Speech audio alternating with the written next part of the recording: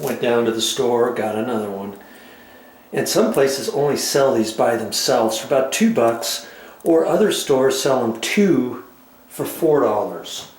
So I went to one place and I only wanted one more, and I had to buy two.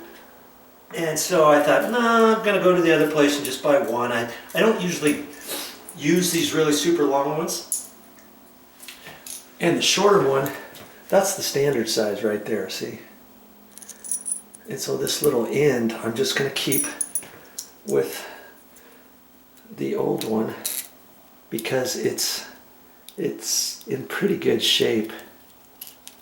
Okay, and I'll just save that in my little box of goodies in the garage. And I'll just put this one on.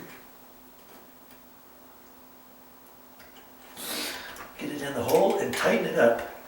There it is. That's all that I had to do. And now when that door opens, it misses because I've got a long one on that. And when this door opens up against here, I've got way more room now. Before, remember, it was just touching. I don't know why it was doing that, but it was.